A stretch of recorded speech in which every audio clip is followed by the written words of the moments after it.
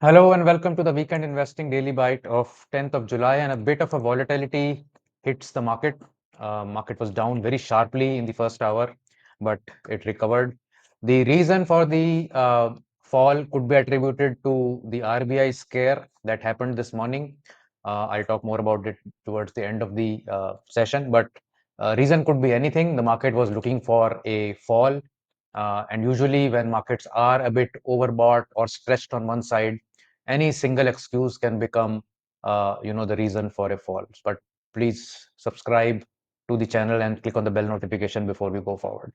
Where is the market headed? So again, you can see very strong support coming in through. There was a gap at this point, and almost the gap was fully filled and recovered.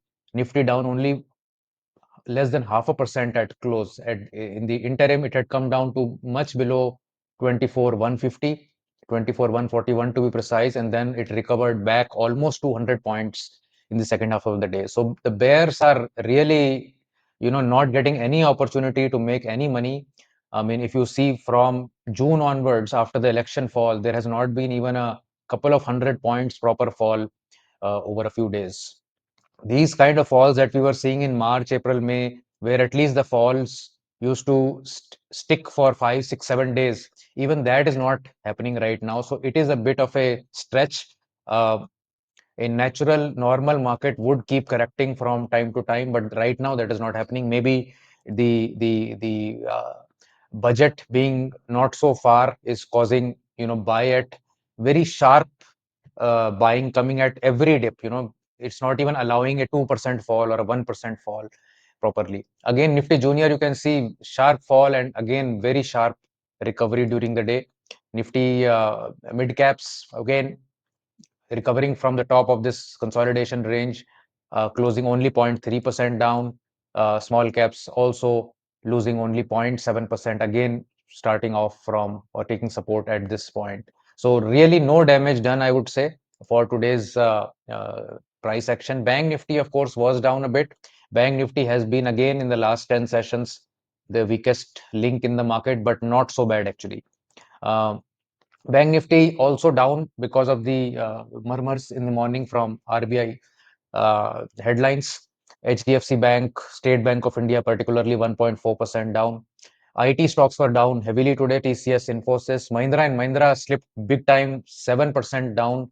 Autos are also now, some of these pockets within the auto space are witnessing some slowdown. Mahindra and Mahindra has actually cut the price of its, I think, uh, XUV 700, the premier SUV that they have. The inventory in many of these companies is supposedly at a few-year high. So suddenly, autos, the narrative is changing. Although on charts with minus Mahindra and Mahindra, nothing much really happened. Maruti was very stable. Tata Motors was also very stable.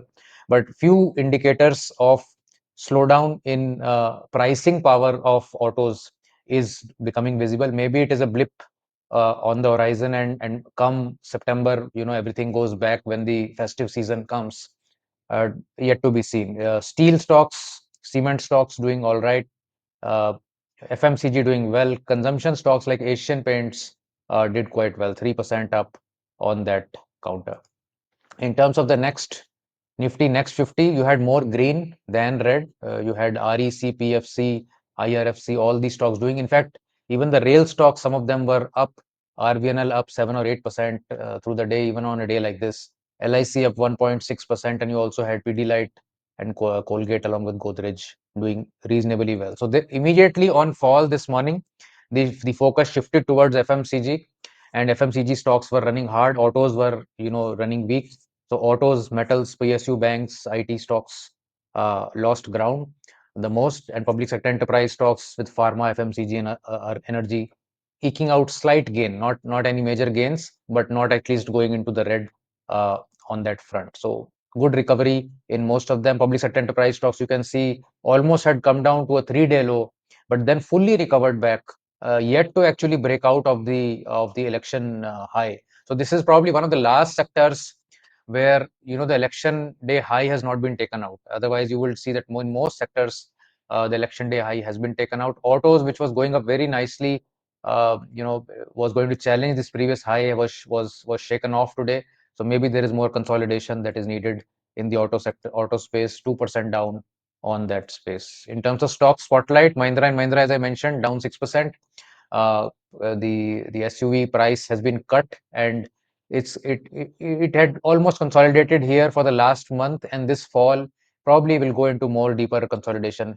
So it looks, and this may basically trigger a the cat amongst the pigeons amongst many of the competing SUVs also. And the additional factor being that Uttar Pradesh having launched the hybrid car registration and road tax waiver. So that also will cause extreme distress in non-hybrid cars, non UP based sales of such vehicles, and that probably is also going to be a reason for distress there. Shopper Stop is one stock which was flying very high today, 16.8%. That is the highest gain that we've seen in a long time, and on a very long term chart, almost 14 years, we've tracked this line of resistance, you can say, and we've again reached there. Maybe we are at the cusp of a very big move beyond it, but let's see. So what was this RBI scare for the market? So this morning there was this news that RBI is raising concerns about certain banks having lakhs of accounts being used for fraud and evergreening. So whenever and this was said in the speech by Deputy Governor Mr. Rao, uh, that that he has assessed, the RBI has assessed the disclosures being made by NBFCs in context of the expected credit loss framework. So market doesn't go into the depths of all what was said, but this word of fraud, whenever any regulator will utter fraud as a word, markets are going to take a beating, and that's exactly, in my view, what happened this morning. That it will take time to figure out what actually is the depth of the problem, or it is not. But as soon as the word fraud came into the media, I mean, a lot of folks will just jump and sell, and that's what happened in the first hour or two. Although there were other stories also that there could be a auto slowdown and things of that kind. Because see, whenever markets are stretched, they will always be looking for some excuse. So this excuse has no literal meaning or sense actually. It's just like, you know, you just need, the market needed a nudge to shake the weak hands off. That nudge could have been anything. We can ascribe that fall to RBI or to automotives or to overseas or to whatever. But the fact remains that the market is a little extra stretched right now, and any kind of a fear, new news, new nudge that comes into the market tends to take some sheen off the current. Uh, but the good part is that you have to see what kind of recovery is coming. If the recovery is coming extremely fast, then that means that the market is internally very strong. The liquidity is very strong. Every single opportunity is being taken up by investors to buy more. Of course, that will not keep happening all the time. There should be, and there would be times when there will be deeper cuts. But again, the question is that should we be on alerts? Like if we see from the last year and a half, we've had certain cuts. This is the small cap index. There have been nudges, there have been cuts, 2 3 day falls. This was a bigger fall in March, but there have been several small falls, and every small fall has been bought into, and we've gone from 11,000 to 17,000 in just a matter of 18 months, almost a 60-70% rise. So this rally is continuing. I mean, unless we really create some pivot which gets broken down, uh, this was one chance where market will break down and go down further, but then it recovered back, and it's going into a new territory altogether.